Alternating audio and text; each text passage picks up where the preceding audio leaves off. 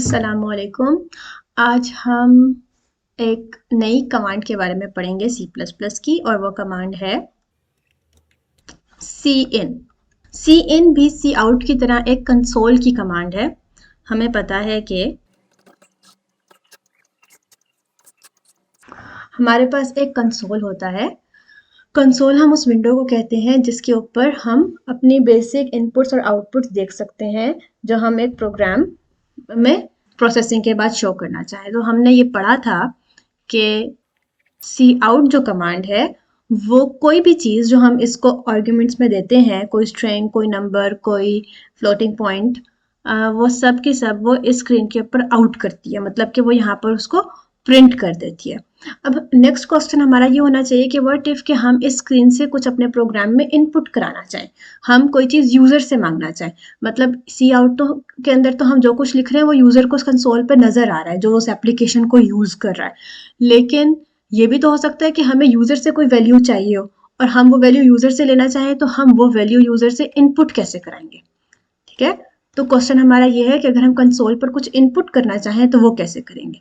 और यहाँ पर हमारे पास cin आती है। cin is a command that helps us to get the input from the user through console screen। तो लेट्स सी कि एग्जांपल के अंदर ये काम कैसे होता है। यहाँ पे हमारे पास वही कन्वेंशनल लाइंस हैं जो कि बहुत ज़रूरी होती हैं कोई भी प्रोग्राम लिखने के लिए। आईओस्ट्रीम वो लाइब्रेरी है जिसमें cin डिफाइन हुई है, तो हम इसे इंक्लूड करेंगे।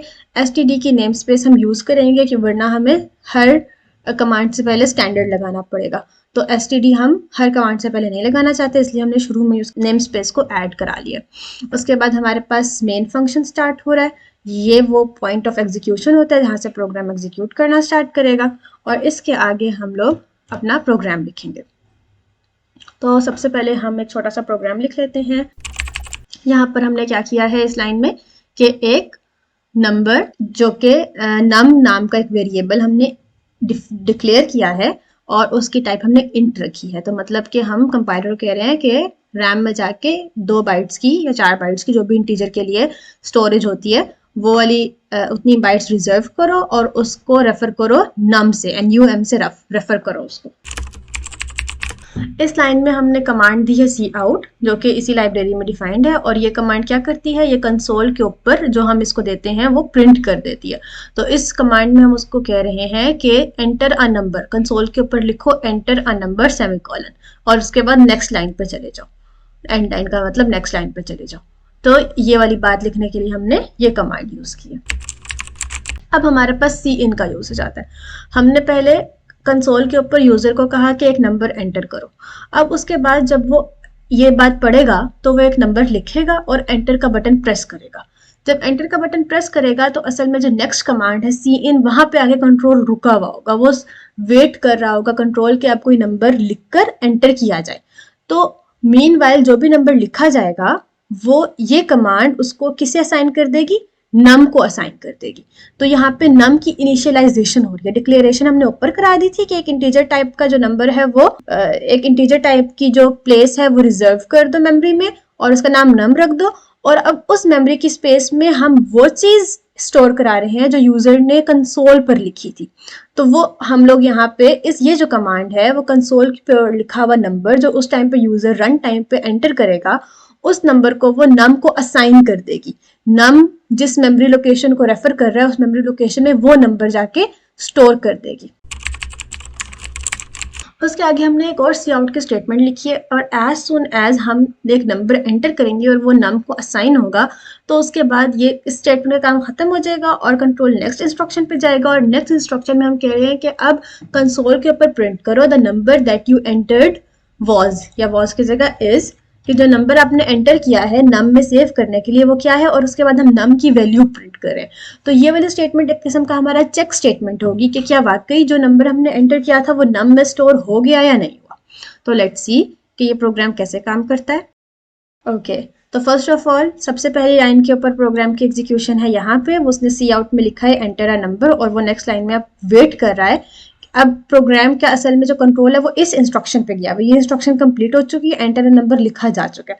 अब वो इस इंस्ट्रक्शन के ऊपर खड़े होकर वेट कर रहा है कि कोई जो यूजर है वो ये स्टेटमेंट पढ़ने के बाद कि एंटर अ नंबर, वो कोई नंबर एंटर करे और उसके बाद एंटर का बटन प्रेस करे, जो कीबोर्ड के ऊपर हमारा एंटर का बटन होता है। तो हम यहाँ पे क्या करते हैं, हम यहाँ पे लिखते हैं 10, ये एक नंबर हमने लिखा और अब मैं एंटर प्रेस कर रही हूँ, और ये मैंने एंटर प्रेस किया तो कंट्रोल ने क्या किया, उसमें इस 10 को इस नंबर को असाइन कर दिया, और कंट्रोल नेक्स्ट लाइन पे गया और उसने यहाँ पे हमने जो उसे प्रिंट करने का कहा था उसने वो प्रिंट किया, the number that you entered is, और उसके आगे उसने नम की क्या वैल्यू प्रिंट की, 10। वो वैल्यू हमने कब उसको दी थी, हमने उसे अभी पिछली स्टेटमेंट में 10 वैल्यू दी थी।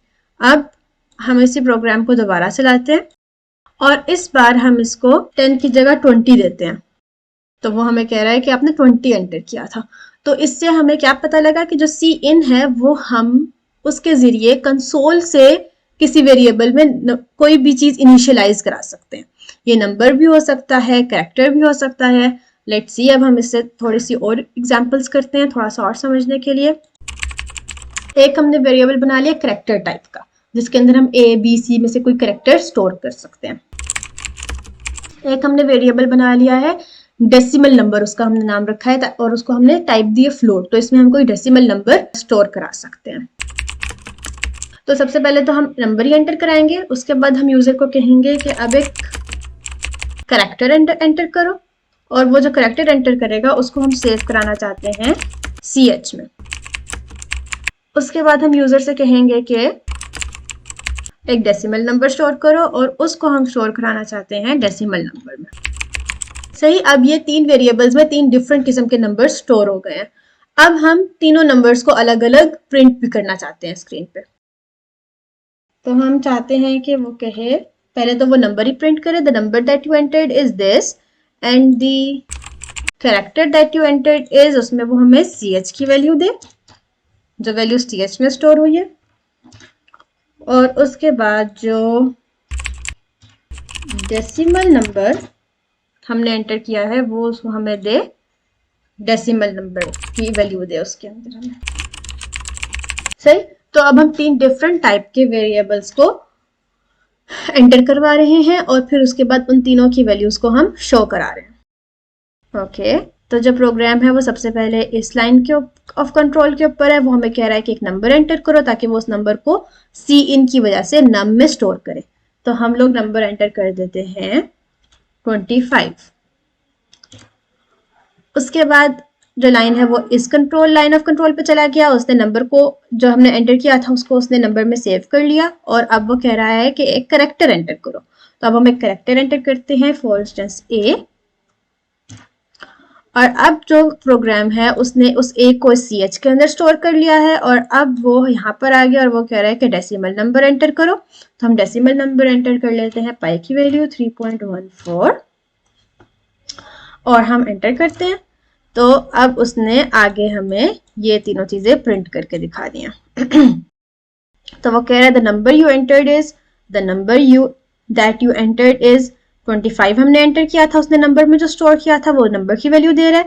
करेक्टर में हमने A स्टोर कराया था तो the character you entered is A, और डेसिमल नंबर में हमने 3.14 एंटर कराया था, तो 3.14 वो the decimal number that you entered is 3.14।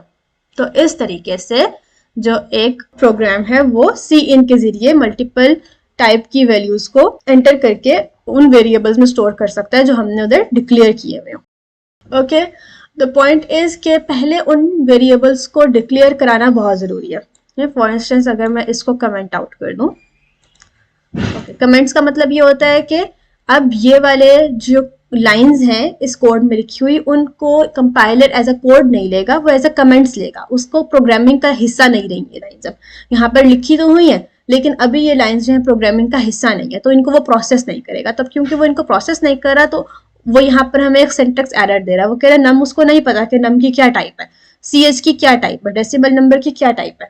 तो जब भी हम सी इन में कोई वेरिएबल्स यूज कर रहे होंगे तो उनसे पहले हम उनको लाजमी डिक्लेयर करेंगे। डिक्लेयर करने का मतलब यह है कि हम उनको उनकी टाइप्स डिफाइन करेंगे और मेमोरी स्पेस में जगह रिजर्व कराएंगे, उसके बाद हम उन्हें सी इन में यूज कर सकते हैं।